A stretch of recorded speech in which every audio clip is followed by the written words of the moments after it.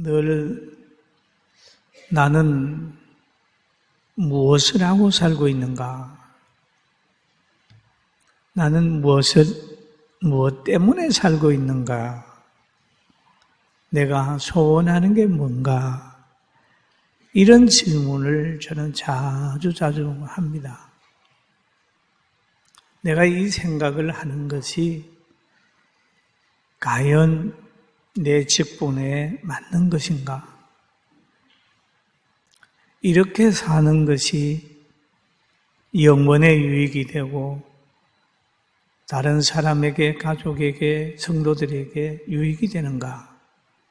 나는 이런 생각을 자주 하다가 보니까 많은 것을 생각을 하게 됩니다.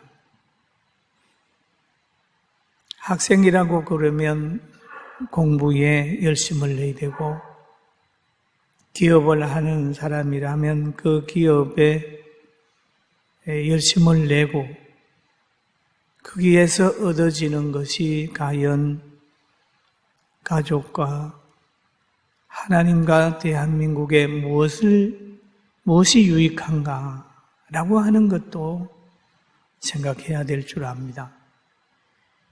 그런데 무엇을 얻었다고 할지라도 하나님이 준 것이 아니면 결과가 아름답지 못합니다. 역사 속에 살펴보면 거짓말로 부를 챙기고 거짓으로 또 사탄의 방법으로 권력을 쟁취하든지 하면 그것이 나중에 가면 전체 자기에게 고통과 좌절이 오고 다른 사람에게도 많은 피해를 주는 결과로 나타나게 됩니다. 우리는 살아가면서 천지를 창조하신 분이 누구냐? 라고 하는 생각을 하게 되고 천지를 창조하신 그분이 세상을 어떻게 역사의 수레바퀴를 돌리느냐? 역사의 물레를 하나님이 어떻게 돌리느냐 하는 것도 우리 성경을 보면서 깨달아야 합니다. 그리고 하나님께서는 실패한 인생을 회복시키려고 엄청 노력하셨어요. 하나님이 먼저 사람을 만들어서 에덴 동산에서 살게 했을 때는 굉장히 행복했는데 그 행복을 뱀이 와서 깨버렸습니다. 그래서 에덴 동산을 잊어버렸어요. 그러니 하나님은 이 죄와 허물로 죽었던 인간을 살리기 위해서 죄를 해결해 주기 위해서 독생성자를 보내가지고 그로 하여금 죄값을 치르게 하고 사람을 구원하게 된 겁니다. 그래서 우리는 이 살아가면서 사람은 예수님을 만나야 되고 또 예수님을 만난 바로 베드로와 요한 같은 사도들을 만날 때 인생의 변화를 체험할 수 있어요. 할렐루야. 오늘 이제 본문에도 보면은 베드로와 요한이 그리고 예수님께 속한 사람들이 마가의 다락방에서 성령을 받은 후에 성령의 감동으로 많은 사람들에게 복음을 전합니다. 여러분, 복음을 전할 뿐만 아니라 시간을 정해놓고 성전에 드나들면서 기도를 드렸어요. 기도를 함으로 인하여 하나님과의 관계가 회복이 되니까 사람과의 관계는 사람을 사랑할 수 있는 사람으로 바꾸어지는 겁니다. 그래서 믿음을 가진 그들을 향하여 뭔가를 얻으려고 할 때 그들은 자기들이 가지고 있는 예수님을 미문에 앉은 그린에게 전해준 겁니다. 성경의 내용을 보면 베드로가 이르되 은과 금은 내게 없거니와 내게 있는 것으로 내게 주노니 나사렛 예수 이름으로 걸어라 그랬거든. 있는 것으로. 없는 것으로가 아니라 있는 것으로. 여러분, 금을 주는 것도 선이고 은을 주는 것도 선입니다. 예수님의 이름으로 주면 아주 아름다운 거예요. 그러나 그거보다 더 선한 것이 뭐냐? 예수님의 이름으로 걸어라. 전도하는 게 최고의 선입니다. 할렐루야. 예수님의 이름으로 걸어라. 전도를 받으면 병에서, 부정에서, 미움에서 자유함을 얻게 되는 거예요. 그러면 가정도 세워지고 개인도 세워지고 건강도 회복되고 그렇습니다.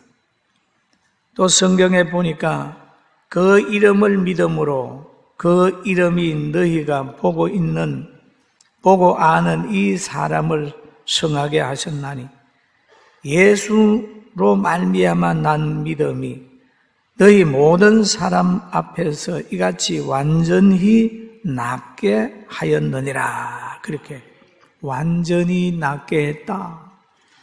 예수님이 회복시킬 때는 영적인 것과 육신적인 것 아울러 회복이 돼요. 할렐루야.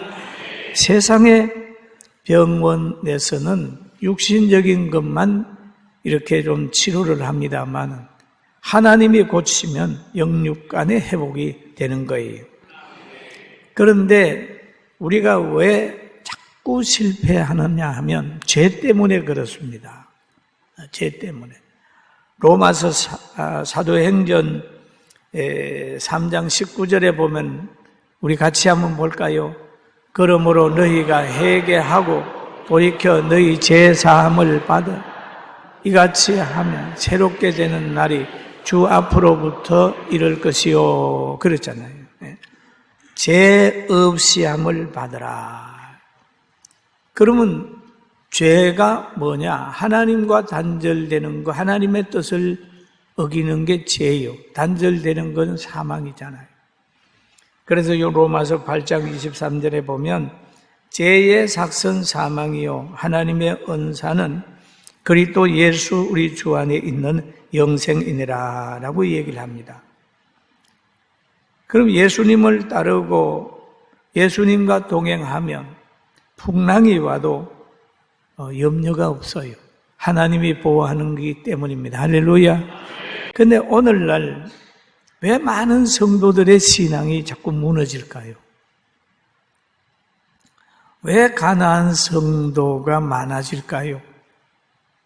또 여러분의 가족 중에도 왜 장기결석자가 생길까요? 우리 교회뿐만 아니라 저 밖에 신앙생활 안 하는 분들이 왜 그렇게 많을까요? 왜 그럴까요? 여러분 한번 생각해 본 일이 있습니까? 왜 비가 오고 창수가 나고 바람이 불 때 왜 그 집이 넘어졌을까요? 성경은 이렇게 설명을 하고 있어요. 비가 내리고 창수가 나고 바람이 불어 그 집에 부딪히되 무너지지 아니하나니. 그 무너지는 집이 있고 무너지지 않는 집이 있는데 여기에 예수님 말씀하시기를 무너지지 아니하나니 그랬거든요. 그러면 왜 이유가 뭐냐? 그 뒤에 잘 설명해 놓고 있죠. 이는 주추를 반석 위에 놓은 까닭이요. 할렐루야. 그러면 신앙의 근본은 반석 대신 예수님께 있어야 되는데 그 예수님께 있는 게 아니고 여기에 다른 것에 있기 때문에 신앙이 막 흔들리는 거예요. 하나님의 말씀이 반석인데 그 반석의 교훈으로 무장하지 아니하고 있기 때문에 자꾸 시험을 받는 거예요. 물질 때문에도 신앙이 넘어지고 배고픔과 명예욕과 또 누가 옆에 말 한마디만 잘못해도 막 신앙의 색깔이 변해요. 왜? 예수님의 말씀에 붙들지 않았기 때문에 그렇습니다. 그리고 여기에 오늘 본문에 보니까 사도들이 백성에게 말할 때에 제사장들과 성전에 맡은 사두개인들이 이르되 예수 안에 죽은 자들의 부활이 있다고 백성을 가르치고 전함을 싫어하여 가서 복음을 전하는데 그 당시에 대제사장이나 장로들이나 사두개인들이나 이 사람들이 평소에는 잘 안 맞았어요. 그런데 다 하나 돼가지고 예수 믿는 사람을 박해하는. 원래 미운 사람이 있으면 그 미워하는 사람들은 미워하는 사람 때문에 단합이 된다는 거예요. 예수님 때도 보면은 모든 사람이 예수님을 박해하기 위해서 헤롯도 빌라도도 그 다 단합을 해가지고 예수 십자가에 막 못 박으라고. 그러나 아무리 예수 믿는 사람은 박해를 받아도 넘어지지 않는 특징이 있어요. 할렐루야. 가르치기를 싫어하지만은 사도들은 그 싫어하는 걸 염두에 두지 않고 그냥 계속해서 복음을 전했어요. 복음을 전했어요. 여러분이 복음을 전하면 싫어하는 사람이 있어요. 예배 드리는 것도 싫어하고 기도하는 것도 싫어하고 그럽니다. 그거는 지국만 있는 게 아니라 예수님 때도 예수님 초대교회도 항상 있었고 앞으로도 계속 있을 거예요. 그러나 베드로와 요한처럼 구람이 없이 기도하고 나가기를 주님의 이름으로 축원합니다. 할렐루야. 우리에게는 희망이 있어요. 희망이. 타락된 본성은 남이 잘 되는 게 싫은 거예요. 그러니까 사도들을 보면 얼마나 편안해요. 얼마나 확신을 가지고 복음을 전해요. 그리고 그를 따르는 사람들이 얼마나 많아요. 그러니까 당시에 있는 교권주의자들은 사도들을 잡아서 가두기도 하고 때리기도 하고 그렇게 압력을 줬습니다. 그러나 사도들은 끄떡하지 않았어. 왜? 그들의 신앙의 중심이 천국이고 예수님이고 하나님이기 때문에 변함없이 신앙생활했어요. 할렐루야. 그렇습니다. 우리도 신앙이 하나님의 말씀에 굳건히 서게 되면 문제가 없어요. 여러분 이때뿐만 아니라 사도행전 16장 23절에 보면 바울 사도에 대한 이야기가 나와요. 우리 같이 한번 봅니다. 많이 친 후에 옥에 가두고 간수에게 명하여 든든히 지키라 하니 그가 이러한 명령을 받고 그들을 깊은 옥에 가두고 그 밤에 착고에 든든히 채웠더니 한밤중에 바울과 실라가 기도하고 하나님을 찬송하며 제수들이 듣더라. 그렇게 얘기해요. 바울 사도가 무슨 죄를 져서 여기 들어가는 게 아니고 귀신 들린 사람 귀신 쫓아줘서 그래요. 저 많은 귀신 들린 사람에게 귀신에게서 자유하게 만들어준 것 때문에 이 사람들이 바울을 박해를 하게 되고 또 간수들에게 넘기게 되고 그들은 매우 치게 되고 바울을 옥에 가두었습니다. 아주 중범자를 다루는 것처럼 다루었어요. 치고 착거까지 채웠어요. 그런데 바울 사도는 한밤중에 조용할 때 기도했어요. 바울과 실라가 기도하고 하나님을 찬송하며 제수들이 듣더라. 얼마나 멋있어요. 오늘 이 바울 사도가 하나님을 찬송하며 기도드렸더니 갑자기 그냥 지진이 나가지고 옥터가 움직이고 옥문이 다 열렸어요. 메인 것이 쫙 뻗어져요. 그럼에도 바울 사도는 거기에서 뛰어나오지 않았습니다. 거기에서 뛰어나오지 않고 하나님이 왜 여기 보냈는지를 생각하며 앉아있을 때에 그 간수가 바울이 도망간 줄 알고 자결을 하려고 했어요. 이제 죽었다. 두려움을 느껴서 이제 자결을 하려고 할 때 바울이 그런 해하지 마라. 우리 여기 있다. 그럴 때에 간수가 그러는 거죠. 형제들아 어찌할꼬. 그럴 때 주 예수를 믿어라. 너와 내 집이 구원을 얻는다고 그랬어요. 여러분, 하나님이 주신 환경을 육적인 쾌락이나 자기 유익을 쓰지 말고 그 환경 속에서 하나님께 영광을 돌리면 우리도 살고 여러분도 살고 다른 사람도 살릴 수 있는 큰 변화가 온다는 걸 믿게 되길 주의 이름으로 축원합니다. 할렐루야. 그렇습니다. 그리고 사도행전 4장 4절 보면 말씀을 들은 사람 중에 믿는 자가 많으니 남자의 수가 약 5천이나 되었더라. 이 5천이라는 말이 성경에 나와요.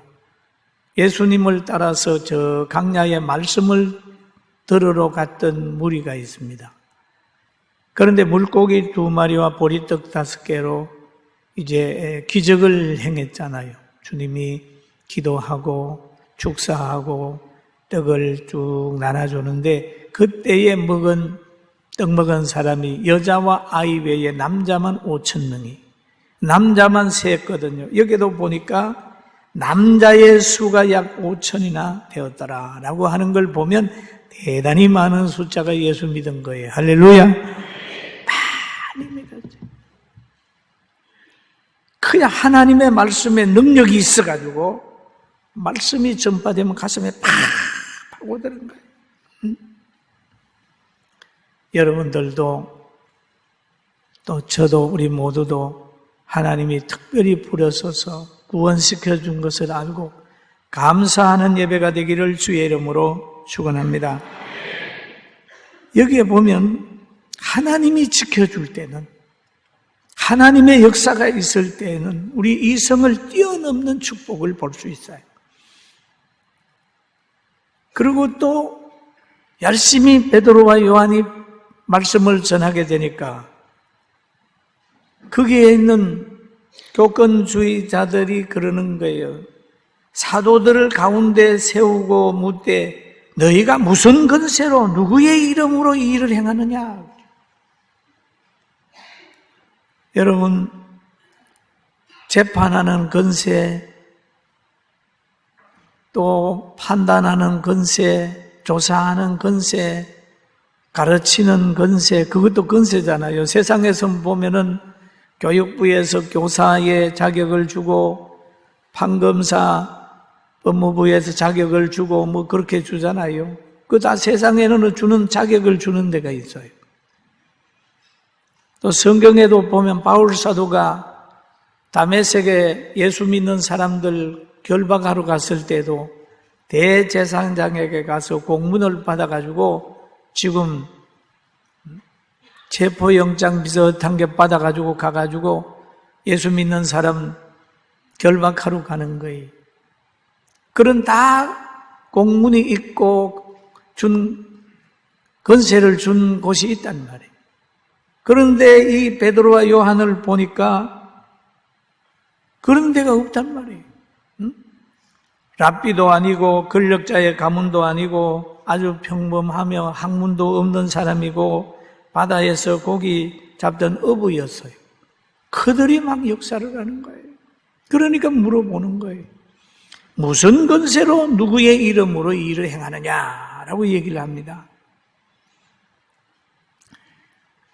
그런데 베드로와 요한에게 준 권세는 하나님이 준 권세입니다. 할렐루야. 하나님이 준 권세예요. 하나님이 준 권세. 세상이 주는 권세가 아니라 하나님이 주는 권세. 너희가 성령을 받게 되면 임하면 너희가 권능을 받고 예루살렘과 유대와 사마리아와 땅 끝까지 내 증인이 되리라 그랬는데 증인이 되는 권세를 누가 줬나? 성령이 준 거고 하나님이 준 것이기 때문에 사람으로는 판단할 수가 없는 거예요.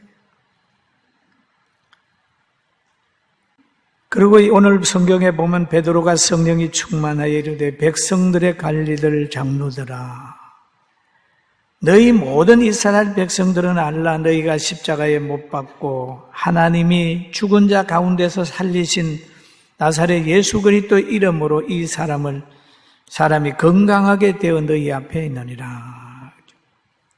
여러분, 믿음에는 현상만 있는 게 아니라 결과가 나타나요. 할렐루야. 믿음 생활 해보세요. 결과가 있습니다. 안 보이는 믿음은 보이는 믿음으로 나타나는 거예요. 제일 먼저 어디로 나타나는 겁니까? 여러분, 언어로 나타나요. 표정으로 나타나요. 가정의 분위기로 나타나요. 여러분, 사업체로 나타나요. 사회로 나타나는 거예요. 얼굴에도 나타나는 거예요.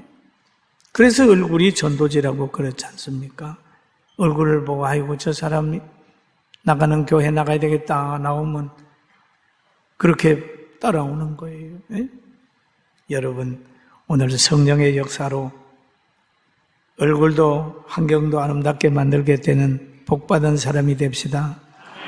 영적인 용기를 가지고 고난과 굴욕을 이기는 능력을 가져야 됩니다.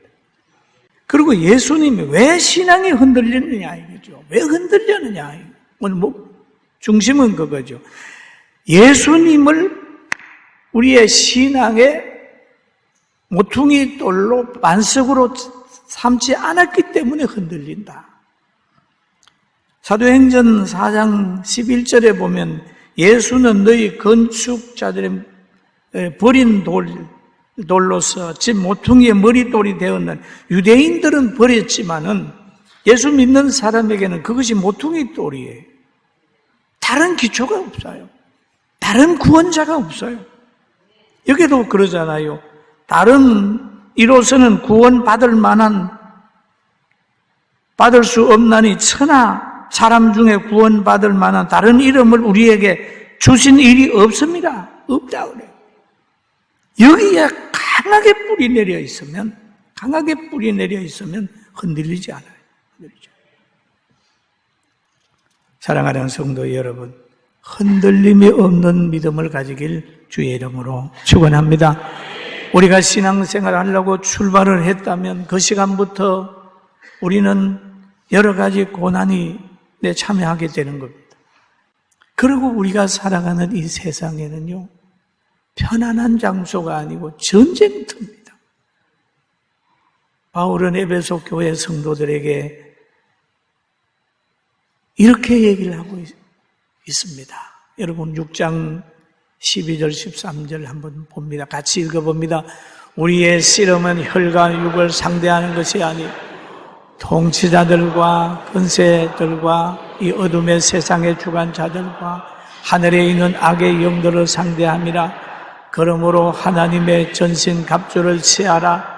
이는 악한 날에 너희가 능히 대적하고 모든 일을 행한 후에 서기 위함이라 그랬습니다. 공중에 권세 잡은 악령들은 우리를 넘어뜨리려고 이렇게 몸부림치고 있는데 오늘 우린 그것을 알고 전신갑주를 취하고 진리의 허리띠를 띠고 의의 흉배를 붙이고 성령의 말씀의 검을 가지고 담대히 나아가고 입을 열어서 복음을 전하고 생활로 열매 맺는 우리 모두가 되길 주의 이름으로 축원합니다. 할렐루야. 어떤 환경 속에서라도 여러분 넘어지지 마십시오. 흔들리지 마십시오. 끝까지 붙어. 복음을 끝까지 붙드는 거예요. 여러분만 어려움이 있겠습니까? 저도 40년, 1년간 목회하면서 정말 어려울 땐 앞이 안 보일 때는 그냥 견뎠어요. 여러분 기도 안 되는 사람도 있을 겁니다. 가만히 있는 거예요. 가만히 있으세요. 복음을 말씀을 듣는 곳에 계속해서 들으세요. 인생의 성공과 실패는 하나님의 손에 달려있기 때문에 하나님의 손에만 붙들려 있으면 나중은 또 영원은 아름다워진다는 걸 꼭 믿기를 주님의 이름으로 축원합니다.